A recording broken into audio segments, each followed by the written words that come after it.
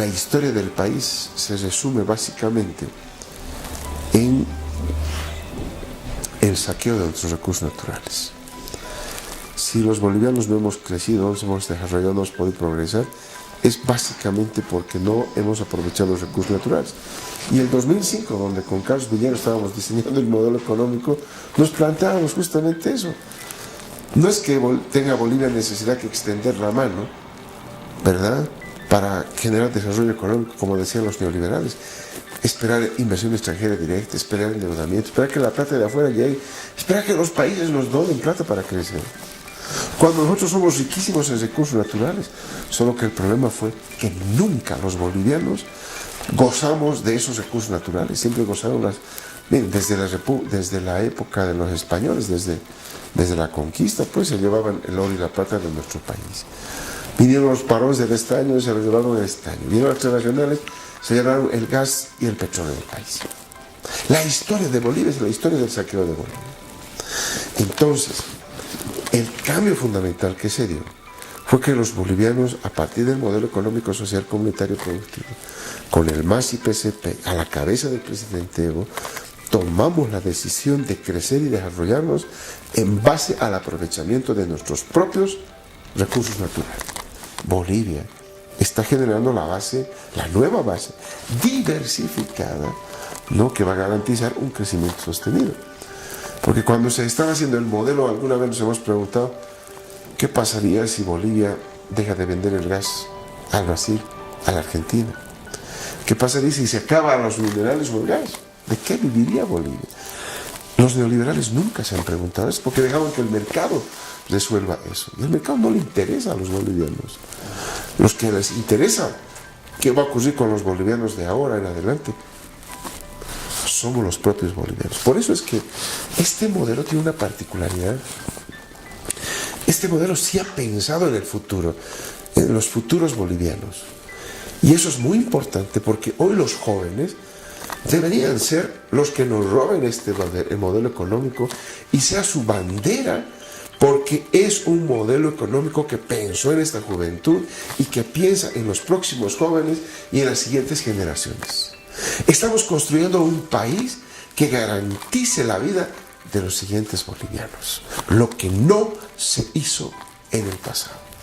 Ahora sí podemos hablar de los 13 años del gobierno del presidente Evo, donde durante estos 13 años lo que se ha hecho es consolidar, diversificar la base económica que he mencionado, consolidar el modelo que va a generar la nueva base económica y el stock de capital que necesitamos para generar crecimiento sostenido y por lo tanto ingreso a las familias bolivianas en los años que vienen.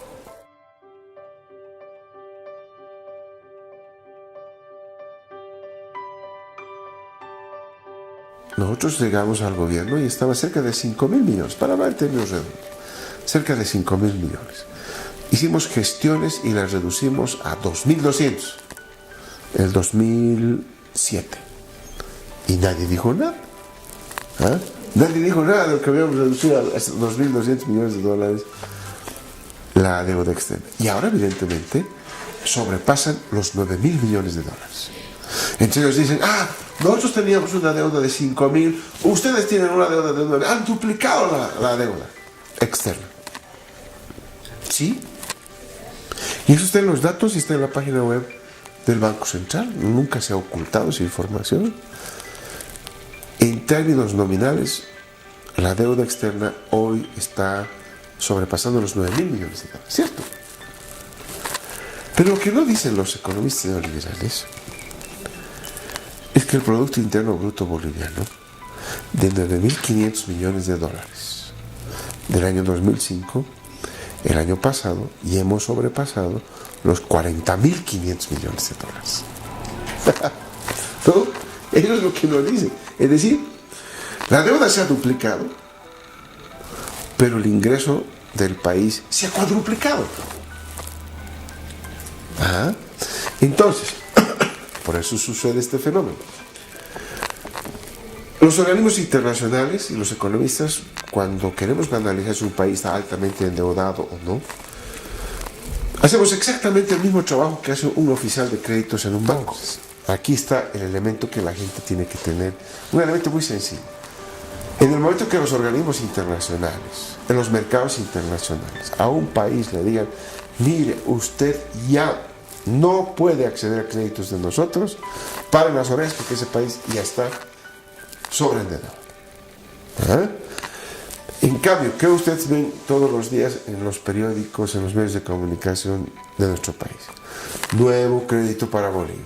CAF presta tantos millones para Bolivia para esto. BID presta a Bolivia. ¿Eso qué quiere decir? Que el equipo técnico de CAF, de BID, ¿no?, hace la evaluación de la economía nacional, se dan cuenta que Bolivia tiene capacidad de pago y le prestan. Entonces, hay parámetros muy objetivos, sencillos, que la gente puede mirar para darse cuenta de si es verdad lo que dicen los economistas neoliberales de que no podemos pagar. Yo creo que estamos en un buen nivel de endeudamiento, hay espacio, pero sin duda la política financiera del país tiene que llevarse de manera muy responsable.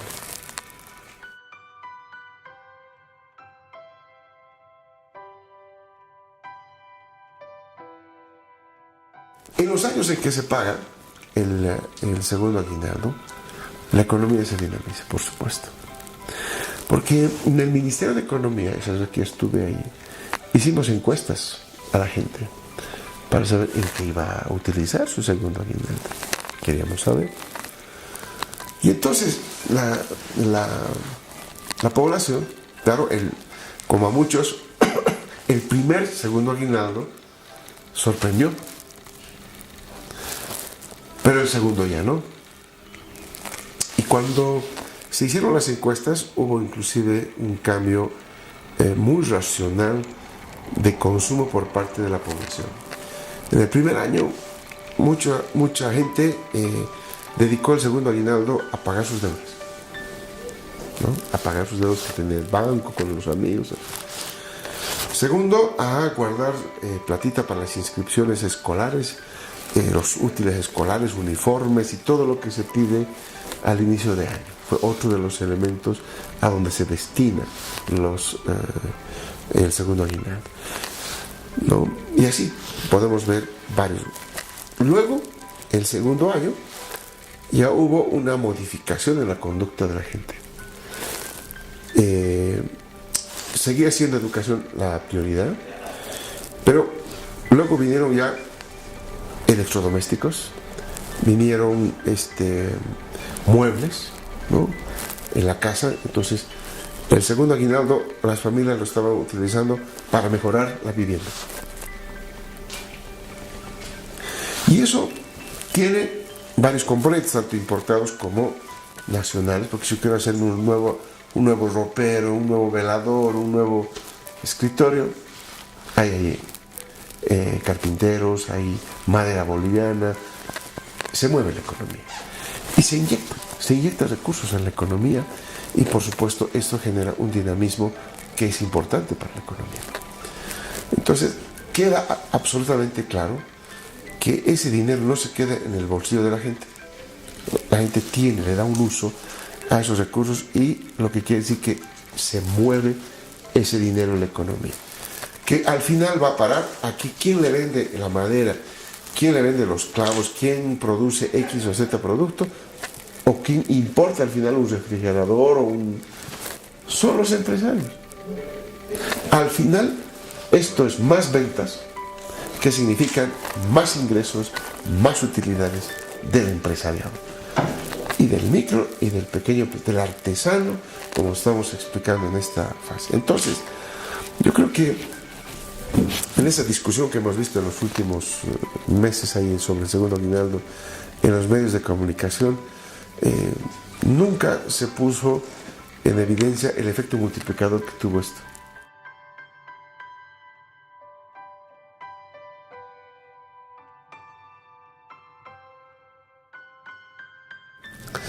Mira, yo siempre, cuando me hacen la pregunta de mirar hacia el futuro, yo les digo, lo que viene es mucho mejor de lo que ya hemos vivido. Por eso les digo, esto es un modelo que piensa adelante, ¿no? Y ahí se equivocan. ¿Por qué nos animamos a decir esto? por los resultados que ha tenido el modelo económico. Genera excedentes, redistribuye, la gente consume más, la gente invierte más, la gente genera más movimiento económico en el país. Y eso ha reducido la pobreza de 38 a 17%. Somos el país en la región que más ha reducido la pobreza, en 22%. Más que todos los países. Ahí no solamente somos campeones en los datos económicos, sino también somos campeones en datos sociales. Cuando yo les hablaba del índice de Gini, que mostraba la concentración del ingreso en pocas manos del liberalismo, hoy somos el país que más ha reducido el coeficiente de Gini. En otras palabras, somos el país que mejor ha distribuido en los últimos 10, 12 años el ingreso en el país. Y de ser el último, ¿no?, hoy ya hemos superado a 4 países ya, ¿no?, en distribuir mejor el ingreso de la población. En los siguientes años hay que hacer las tareas para continuar el proceso industrializador, generador de excedentes, redistributivo entre la gente y los sectores económicos. Eso hay que hacer. No hay más que hacer. Entonces lo que viene, como ustedes pueden ver, es mucho mejor de lo que hemos tenido hasta ahora, donde solamente hemos redistribuido básicamente el ingreso de los hidrocarburos, con la rentabilidad y con los otros bonos, ¿no?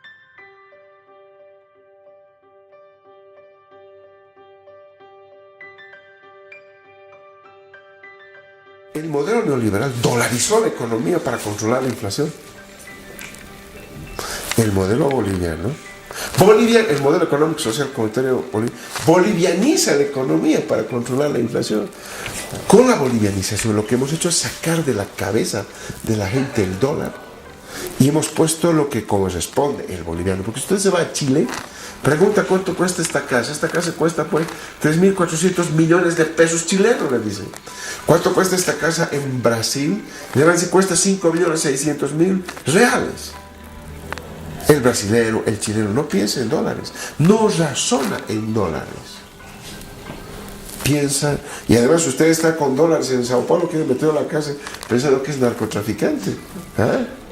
En cambio en nuestro país era común, hoy ya no es. Hoy poco a poco estamos recuperando la soberanía sobre la moneda y sobre la mentalidad de los bolivianos. Hoy los bolivianos piensan en boliviano. Y entonces, para el Banco Central eso ha sido fundamental porque le hemos dado grados de libertad para que recupere la política monetaria que antes era inexistente. Como en la economía, en el periodo neoliberal circulaba el dólar, el patrón era el dólar, el Banco Central no hacía política monetaria. Se solamente circunscribía a devaluar la moneda y punto. En cambio, hoy el Banco Central hace política monetaria. Hace política monetaria. Como hace política monetaria, coadyuva al crecimiento económico. Por eso tenemos un mejor manejo macroeconómico, porque hoy podemos manejar la política monetaria que antes era inexistente.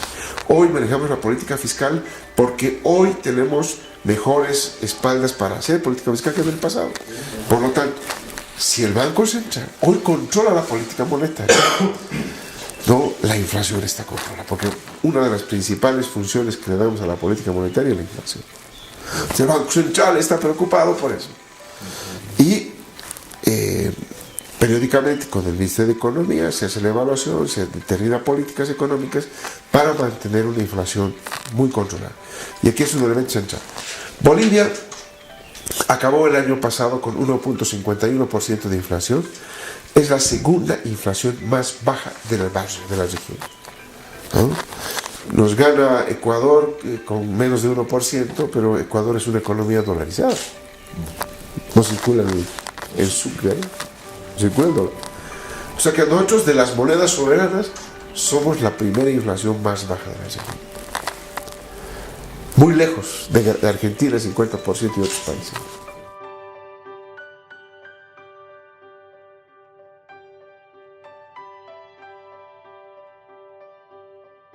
El problema más álgido y la instrucción, al menos que odien, que seguramente se debe mantener porque es algo que la gente espera, es que el tránsito de la información de la AFP Previsión y de la AFP Futuro pasen a una sola base, se consoliden en una sola base. O sea que ten mucho cuidado porque usted lo primero que va a querer de la gestora es decir cuáles son sus aportes. Y tiene que ser el mismo número que ha estado manejando con la AFP que le correspondía a usted. Si no, va a dar un grito al cielo. Es un fracaso de la gestora pública y entonces, se arma rancho, pues, por supuesto. Entonces, eso tiene que ser cuidadosamente elaborado. Cuidadosamente elaborado. Se necesita un software especializado y una migración muy precisa para no perder los datos.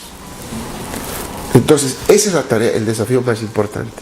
Porque luego de abrir las oficinas, poner a la gente a trabajar, etcétera, yo no le veo mayor problema, porque al final todas las oficinas lo que van a hacer es querer entrar al sistema que está centralizado. Entonces, ¿qué es lo más importante? El sistema. Y eso está llevando su tiempo realizarlo, porque no solamente hay que hacerlo, sino que hay que realizar pruebas para que cuando se haga el tránsito, ¿no?, sea muy suave y la gente ni siquiera note la diferencia de tener esa información que antes tenía con futuro, con previsión, que ahora va a tener con la gestora pública. Y adicionalmente a ese hecho que es importantísimo en la transición, viene el segundo paso que tiene la gestora, el desafío de generar un mayor rendimiento a los fondos de pensión.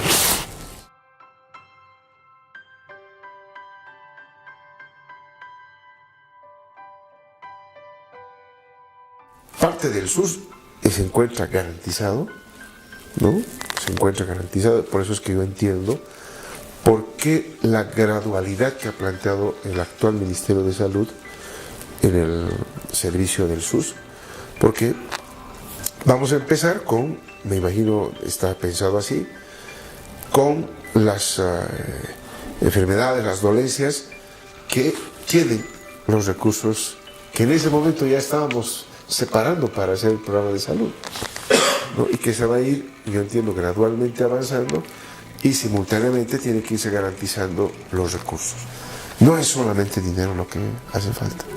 Necesariamente es un cambio trascendental en la forma en que salen los médicos, en los objetivos que se plantean los médicos y la forma en que atienden los médicos. Yo puedo decir, porque tuve la suerte de estar en manos de médicos bolivianos y de médicos brasileños y sé la diferencia que existe entre unos y otros. A mí me gustaría que esa medicina que hay en el Brasil esté en Bolivia, pero para eso necesitamos no el presupuesto de Brasil en medicina, que está peor que nosotros, sino los médicos que hay en el Brasil, ese nivel de médicos, esa calidad de médicos. Entonces, el tema del SUS, el éxito del SUS no solamente depende del tema presupuestario. Hay otros temas de por medio más importantes que se debería debatir, y vemos que los médicos lo único que les interesa es que entren como en la Ley General del Trabajo, porque su pliego ha visto eso, ¿no?, que no sé cuánto era, 20%, 10% del presupuesto para salud, y que los médicos ingresen en la Ley General del Trabajo. ¿Por qué? Porque quieren más plata. Punto. Para de contar. ¿Dónde está que se están especializando? ¿Dónde está lo que nos van a dar? Calidad. ¿Dónde está el compromiso de eso? No hay ningún compromiso.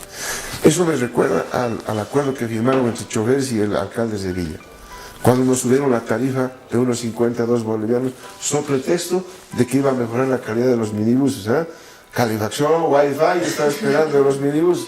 Nada, sube a los minibuses, no han cambiado nada, pero la tarifa está en los bolivianos. Eso es exactamente lo que va a ocurrir con el SUS si es que no hay un cambio trascendental en lo elemental. ¿Quiénes hacen la salud? Los médicos.